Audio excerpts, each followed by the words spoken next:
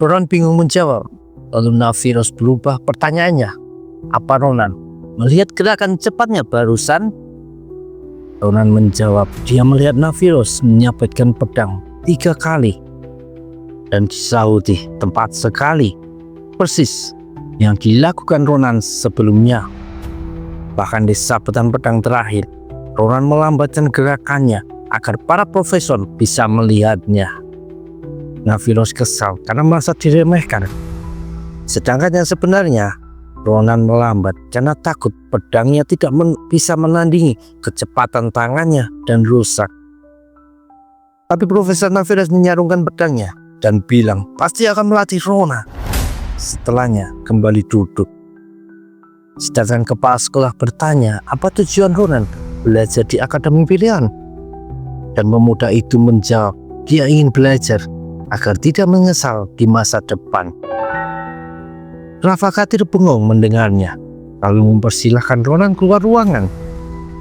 Dan kedua profesor yang meremehkan Ronan tadi langsung terkejut melihat kepala boneka sihirnya tertebas putus. Lalu dilanjutkan dengan ujian teori yang dianggap akan gampang sama Ronan. Dan ternyata tidak. Ronan keluar ruang ujian dengan muka lesu. Rupanya dia tidak membaca semua buku yang dikasih Maria.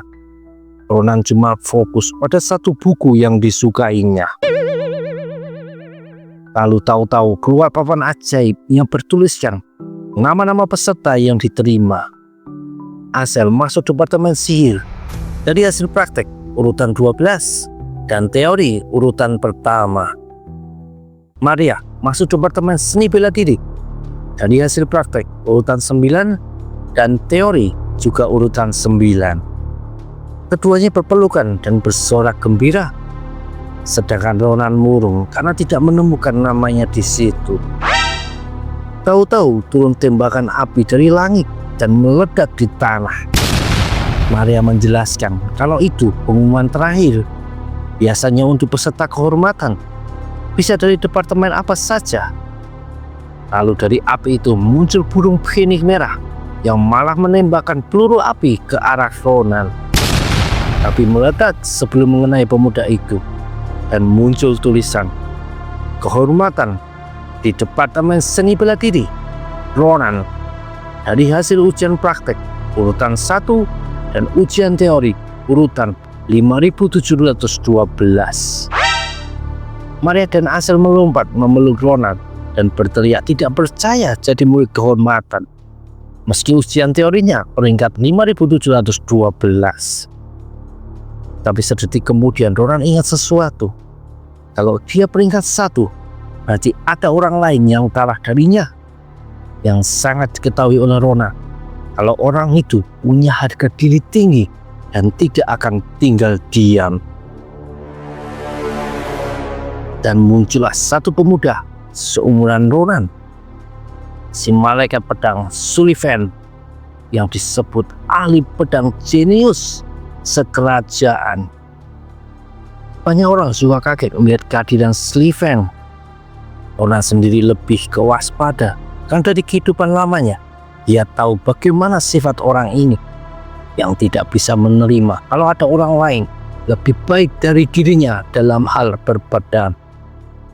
Ronan berusaha menenangkan situasi dengan bilang dia tidak tahu apapun kenapa bisa di urutan pertama. Tapi tiba-tiba Sullivan menyabetkan pedang dengan cepat. Beruntung reaksi Ronan tak kalah cepat. Dia masih sempat meraih pedang dan menangis tebasan barusan. Sullivan bilang kalau barusan membuktikan Ronan memang urutan 1. Karena kalau bukan, pasti tidak akan bisa menangkisnya. Lalu pemuda bangsawan itu minta Ronan menunjukkan teknik serangannya. Melihat situasi yang tak terhindarkan, Ronan pun setuju. Dia ambil ancang-ancang dan dengan kecepatan luar biasa memberikan 3 sabetan kilat ke arah Sullivan yang langsung menarik serangan berbahaya itu. Suara dentuman keras terdengar. Ronan bilang kalau itu pasti sudah cukup, Kang. Sedangkan Sullivan terdiam sambil tangannya masih gemetaran karena adu kekuatan barusan. Tapi yang tak disangka, Sullivan maju lagi. Kali ini dengan tebasan yang lebih bertenaga. Dia terus mendesak Ronan dan bilang kalau masih tidak terima kalah dari peserta tak dikenal. Ronan terus menarik serangan-serangan dasar Sullivan. Dia juga khawatir kalau lawannya ini akan mengeluarkan jurus andalannya, badai yang muncul dari satu tebasan saja. Bahkan dulu pun Ronan tidak sanggup menghadapi serangan tersebut yang disebut pedang badai. Satu aura yang luar biasa. Ronan segera balik badan dan berlari kencang. Sullivan terus mengejar, tapi Ronan meraih Asel dan memakainya sebagai tameng. Asel jelas kaget dan ketakutan. Sullivan berteriak kalau Ronan ini pengecut, menjadikan seorang gadis sebagai tameng tidak pantas disebut satria. Asel bergumam kalau dia itu laki-laki, sedangkan Ronan tersenyum. Dia tahu kalau Sullivan selalu bersikap layaknya kesatria sejati dan tidak akan menyerang orang yang tak bersalah. Lalu Ronan melayangkan tinju tepat kena di muka Sullivan. Pemuda bangsawan itu jatuh berlutut di tanah, memegang hidungnya yang sakit. Saat itulah Ronan menarik Asel dan Maria untuk segera kabur menjauh. Sullivan tidak sempat menghindar, apalagi tahu-tahu ada seorang penjaga akademi yang datang karena mendengar keributan. Penjaga itu segera kaget melihat Sullivan dan berkata akan menghukum orang yang melukainya. Tapi Sullivan ngomong kalau saat ini statusnya bukan putra dari keluarga bangsawan, tapi cuma murid akademi biasa. Dan pertarungan barusan cuma duel fair antara dua orang saja. Namun Sullivan jadi kaget melihat ada retakan di pedangnya. Padahal itu terbuat dari logam mithril terbaik. Sullivan tersenyum dan bilang tidak akan melupakan sosok Ronan yang barusan dia lawan ini. Besok harinya, terletak di pinggiran kota, hutan Semong, ada Ronan dan Asel yang mencari lokasi dari dokumen yang sebelumnya dikasih sama Profesor Varen, yang ternyata adalah sebuah peta. Asel bertanya ke Ronan tentang pria yang kemarin dia pukul, karena setahunya orang itu adalah salah satu bangsawan dari keluarga terpandang. Apa Ronan tidak khawatir orang tersebut akan membalas dendam? Ronan menjawab kalau Sullivan itu sebenarnya orang baik, cuma terlalu gila tentang pedang saja. Orang yang memegang kuat prinsip kesatria.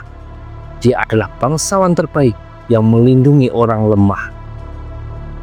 Lalu keduanya tiba di sebuah danau berwarna biru yang disebut Fernando Spring, tempat berkumpulnya mana, atau sering juga disebut mana vein.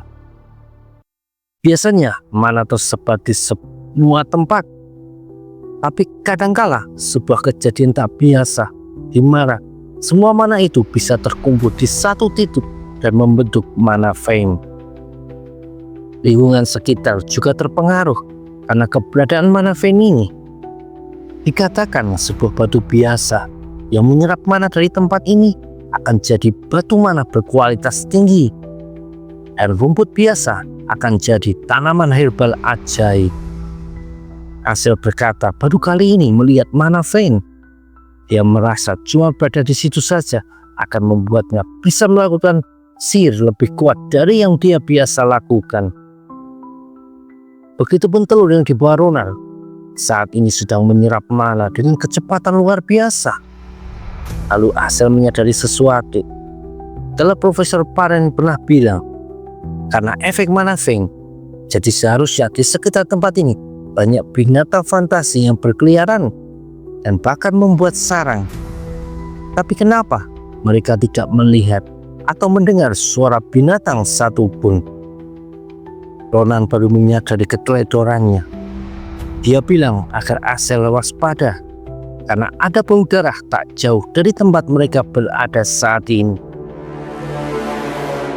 Ronan ngomong kalau ada beberapa tamu yang datang sebelum mereka, atau lebih tepatnya para pelanggan. Lalu beberapa anak panah melesat cepat ke arah Ronan dan Asel, tapi bisa ditangkis dengan gampang oleh pedang Ronan. Tak jauh dari situ, 5 orang penyerang tadi sedang bingung kenapa anak panah yang terisi mana bisa dipatahkan begitu saja dengan satu kali tebasan. Mereka lebih dikejutkan lagi saat menyadari kedatangan Ronan yang melesat dengan cepat. Salah satu orang berambut ungu langsung ngasih perintah buat kawanannya berbencar. Ronan yang merasa kalau itu akan merepotkan, segera berteriak kalau dirinya adalah sesama Kaliboro. Rank hunting dog dari cabang Damas, namanya Ahail. 5 orang itu langsung berhenti dan kembali mendekat ke arah Ronan. Si rambut ungu agak ragu dengan Ronan, tapi satu orang lagi bilang kalau orang di Kaliboro cuma diketahui sesama anggota saja, di mana ada 3 rank di dalamnya. Rendah disebut Dop, di atasnya hunting dog, dan di atasnya lagi ada wolf.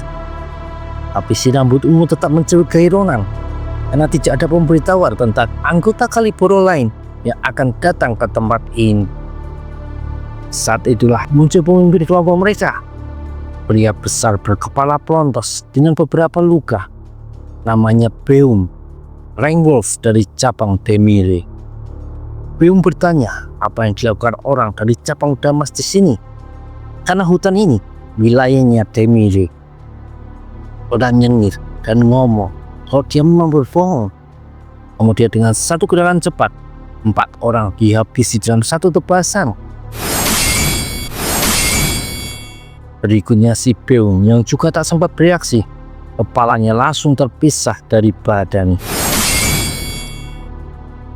Sedangkan si rambut ungu masih bengong, lalu sedetik kemudian berteriak kesakitan karena kelima ujung jarinya sudah terpotong tanpa dia sadari.